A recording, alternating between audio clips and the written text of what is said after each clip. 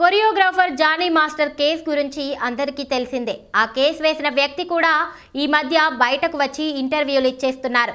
ఆమె మాట్లాడిన చాలా విషయాలు నెట్టింట్లో వైరల్ అవుతూనే ఉన్నాయి.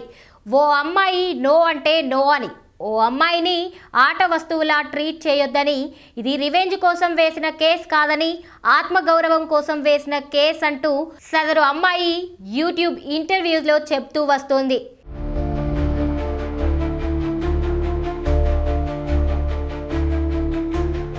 ప్రస్తుతం కొరియోగ్రాఫర్ జానీ భాషా అయితే బెయిల్ మీద బయట తిరుగుతున్నాడు. ఓవైపు జానీ తన తప్పేమీ లేదని, ఏ తప్పు చేయలేదని, అన్ని కోర్టులో నిరూపించుకుంటానని చెబుతున్నాడు. ఇంకోవైపు ఈ అమ్మాయి మాత్రం తనకు జరిగిన అన్యాయానికి తప్పకుండా న్యాయం జరుగుతోందని ధీమా వ్యక్తం చేస్తోంది. ఇదిలా ఉండగానే వాయిస్ ఆఫ్ ఉమెన్ నుంచి ఝాన్సీ ఓ పోస్ట్ వేసింది. తన ఇన్స్టాలో వేసిన పోస్ట్ ఇప్పుడు వైరల్ అవుతోంది. ఫిలిం ఛాంబర్ ఆదేశాలను సవాలు చేస్తూ కోర్టులో కొరియోగ్రాఫర్ జానీ భాషా కేసు వేశారు. దానిపై ఫిలిం ఛాంబర్ గెలిచింది. ఈ రోజు ఆయన వేసిన మధ్యంతర పిటిషన్ ను కోర్టు కొట్టివేసింది.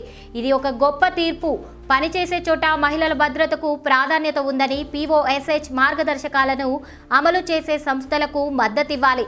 ఫెడరేషన్ కఠినంగా వ్యవహరించి న్యాయపరంగా పోరాడేలా చేసిన తెలుగు చలనచిత్ర వాణిజ్య మండలికి ధన్యవాదాలంటూ ఝాన్సీ పోస్ట్ వేసింది. జానీ భాషా తనను వేధించాడని, పలుమార్లు అత్యాచారం చేశాడని, మత మార్పిడి చేసుకోవాలని, పెళ్లి చేసుకోవాలంటూ వేధించాడంటూ ఇలా పలు రకాలుగా ఫిర్యాదులు వచ్చాయి. ఇక సదరు లేడీ కొరియోగ్రాఫర్ మైనర్ గా ఉన్న టైంలోనే జానీ అత్యాచారానికి పాల్పడడంతో పోక్సో కేసును నమోదు చేసి జైలుకి పంపిన సంగతి తెలిసిందే.